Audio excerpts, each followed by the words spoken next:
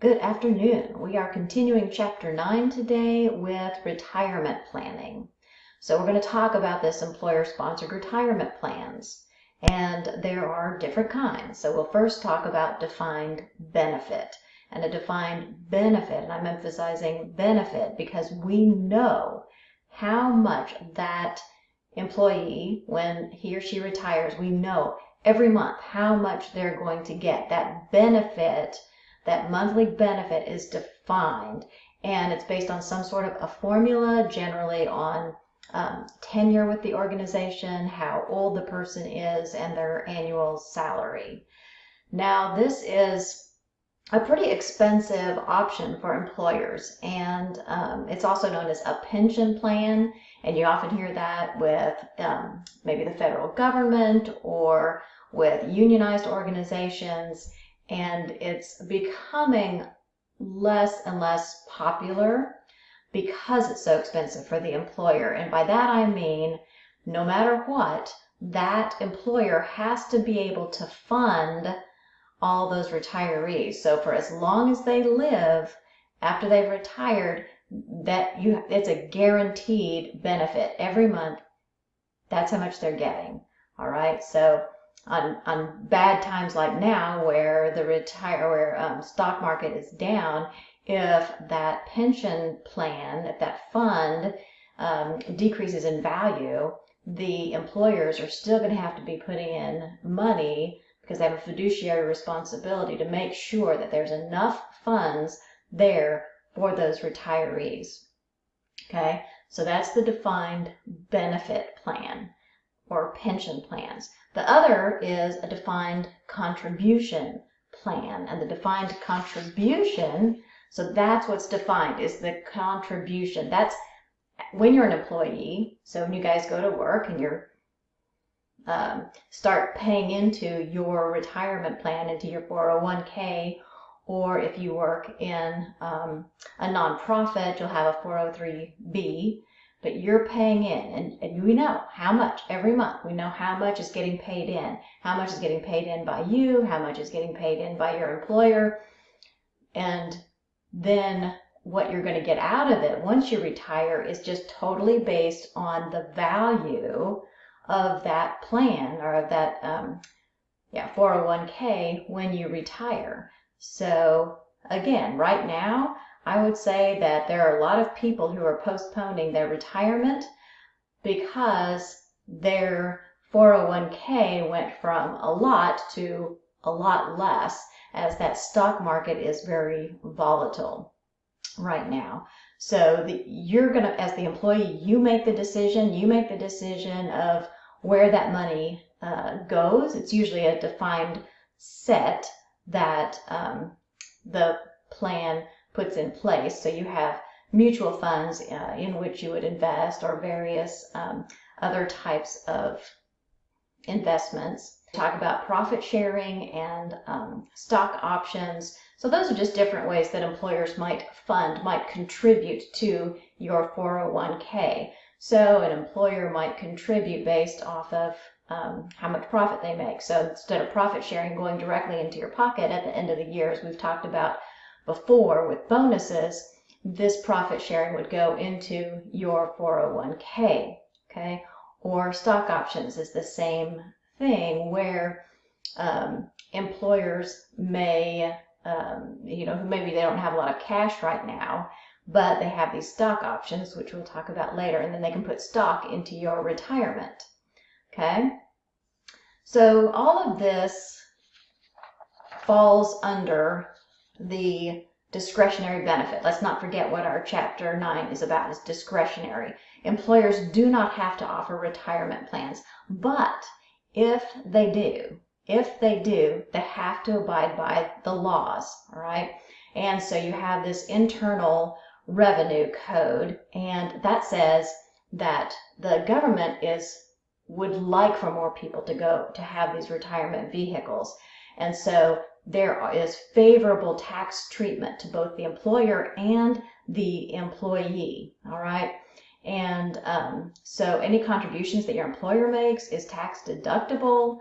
Those plan assets can continue to grow, and they're not taxed at the time, and your plan can continue to increase, but you're paying into it as the employee. You pay into it with tax-free dollars, okay? And then when you take out the money, when you've retired and your taxable income is less, so you're paying less in taxes, that's when you pay the taxes. So as you're withdrawing from your 401k, that's when that income is taxable, okay? And then we have ERISA, which is the Employee Retirement Income Security Act. And ERISA also has it's more procedural. So it tells an employer or the plan administrator the things that have to happen if you do have a retirement plan within your organization. So you have to be able to provide your participants with information about plan features, different funding, what your fiduciary responsibilities are, what kind of an appeal procedure there might be, etc. So it's very procedural, but again, companies don't have to offer retirement plans, but if they offer a retirement plan, there are rules associated. Now, companies got into some trouble in a number of ways. One, if we go back up to these stock options, if you think about, there are risks associated with that for the employee, because if your job and your retirement are both tied to the same organization, if something bad happens to that particular organization, you might be out of work, but you're also out of retirement funding. So any monies that went into that or those stock options are just worth nothing, and so your retirement is worth nothing. So there's high risk there. Also, in the past, certain organizations were underfunding their pension plans, which is the defined contribution. So these retirees, they think they're getting this benefit every month, and then it turns out that their retirement plan goes bankrupt or it has been underfunded, so they're not going to get as much money or they get no money. And as a retiree, right, that's extraordinarily damaging. So the federal government stepped in with this Pension Protection Act of 2006. And really, it's a vehicle to just have a lot more communication. So it required that these plans provide these employees with more frequent information about the plan accounts, notify them of any underfunding problems, and then it also increased minimum funding requirements for pension plans and strengthened the pension insurance system. Okay? With that. Okay, so we're going to go with the defined benefit, defined contribution. Defined benefit, that end benefit is known. How much you're going to get as pay for the rest of your life. You retire, you get that every month for the rest of your life. Okay, defined contribution, we don't know. It depends on how much your 401k or 403b is worth at the end. Okay, so defined benefit, the cost to the employer is unknown, meaning again that they've got to just make sure that there's enough money in there to fund that defined benefit for their retirees. Defined contribution, it is known, right? So whatever we're contributing every month, we know how much that is, we can budget for that. So defined benefit, the employer has the risk. Defined contribution, the employee bears that risk. And what defined benefits and pension plans were designed to do was to reward loyalty. So you wanted to really reward those employees who had been with your organization for a long time. Okay, so it's a little bit different than for that defined contribution. So the next thing to talk about are the vesting schedules. When a employee is eligible to then receive the contributions made to the plan. So you're putting money in and your employer is putting money in. Whatever money you put in belongs to you. Okay, so you don't have to worry about that. But what the employer is putting in doesn't belong to you until you have been with the organization a certain amount of time. And that's what this vesting schedule is about. So there are two different kinds. You have a cliff schedule and a graded or gradual schedule.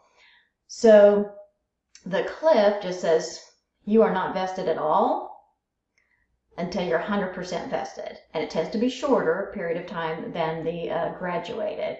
So here we have our 3-year cliff. So you've been there a year, whatever money the employers put in doesn't belong to you. Year 2, nothing belongs to you. But after you've been there for 3 years, then it does belong to you. You're 100% vested. And so everything that's been contributed into your 401k from you and from your employer now is yours. Okay, so you can leave that organization or you can stay, but if you leave, it all goes with you. Then the graduated, on the other hand, is just a little bit each year. So after you've been there, according to this 6-year graduated schedule, after 1 year, it's 0. After 2 years, they get 20%. After 3 years, 40%. All the way up to after 6 years, you are 100% vested. So that way, let's say you've been with the organization for 2 years. Under the 3-year cliff schedule, you'll have 0. But under the 6-year graduated, you'd have 20% of what that employer has put in. Okay, so that's all we're interested in with the vesting schedule. And again, that falls under ERISA. It's part of the rules, right? That the procedure